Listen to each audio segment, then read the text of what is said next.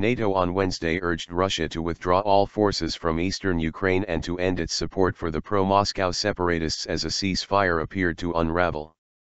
I urge Russia to withdraw all its forces from eastern Ukraine, to stop all its support for the separatists and to respect the Minsk agreement, NATO Secretary-General Jens Stoltenberg said in the Latvian capital Riga.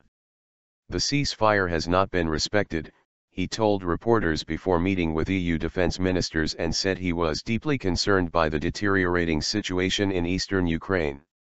Russian forces, artillery, and air defense units as well as command and control elements are still active in Ukraine, he said, adding that there has been a steady buildup of tanks and armored vehicles across the border from Russia to Ukraine. The refusal of the separatists to respect the ceasefire threatens the agreement, as does the denial of access to the area for OSCE monitors. Stoltenberg urged Moscow to use all its influence on the separatists to make them respect the ceasefire. We will provide practical support for Ukraine, with modernizing and reforming the defense army, and of course we are also adapting our own defense posture to the fact that we see that the security environment in Europe is changing because of the actions of Russia in Ukraine. NATO agreed earlier this month to dramatically boost its defenses with 6 command centers in Eastern Europe and a spearhead force of 5,000 troops, to counter what the alliance called Russian aggression in Ukraine. Britain, France, Germany, Italy, Poland, and Spain have agreed to take the lead in forming the Spearhead Rapid Reaction Force, which would be available to deploy within a week in a crisis. The 6 command and control centers that will help the deployment of the force will be in Bulgaria, Estonia, Latvia, Lithuania, Poland, and Romania, with a core headquarters in Szczecin, Poland. All 6 countries were once in the Soviet Union's orbit and have voiced deep concern about Russia's actions in Ukraine. Ukrainian forces start to quit besieged town. Government forces started pulling out of a town in eastern Ukraine on Wednesday after a fierce assault by Russian-backed separatists, which Europe said violated a crumbling ceasefire. President Petro Poroshenko said before flying to the town of Debaltsev that more than 80% of his troops in the rail hub had already left following a heavy bombardment and street-by-street fighting despite the truce that took effect on Sunday. Rebels say the ceasefire, negotiated by Ukraine, Russia, Germany, and France at a summit in Belarus last week, does not apply to Debaltsev, which links the 2 rebel-controlled regions of eastern Ukraine, Donetsk and Luhansk.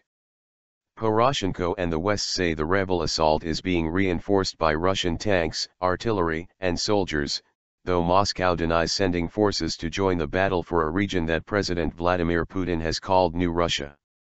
The actions by the Russia-backed separatists in Debaltsev are a clear violation of the ceasefire, European Union Foreign Policy Chief Federica Mogherini said in Brussels, stepping up Western criticism of the rebel offensive on Debaltsev. The EU stands ready to take appropriate action in case the fighting and other negative developments in violation of the Minsk agreements continue, she said, making an apparent threat of further economic sanctions on Moscow. A German government spokesman said the Minsk agreement had been damaged, though it made sense to try to implement it. Putin showed no sign of backing down over Ukraine on Tuesday evening, when he urged Kyiv's pro-Western leaders to let their soldiers surrender to avoid more bloodshed. Hours later, the Ukrainian troop withdrawal was underway. A Reuters witness saw weary Ukrainian troops, their faces blackened, some in columns, some in cars, arriving in Artemivsk, about 30 kilometers, 20 miles, north of Debaltsev. Pro-Kyiv commanders said some forces had pulled out, but there were reports of continued fighting in the town.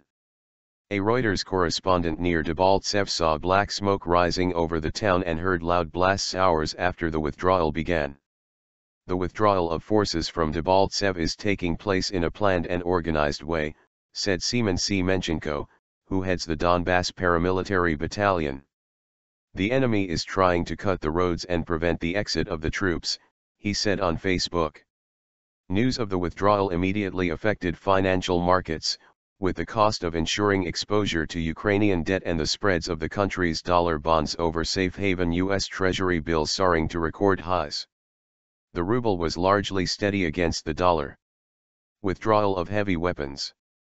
Even before the Ukrainian troops were forced to pull back, Last week's peace deal had all but collapsed, with both sides failing to withdraw heavy guns as required after the rebels refused to halt their advance.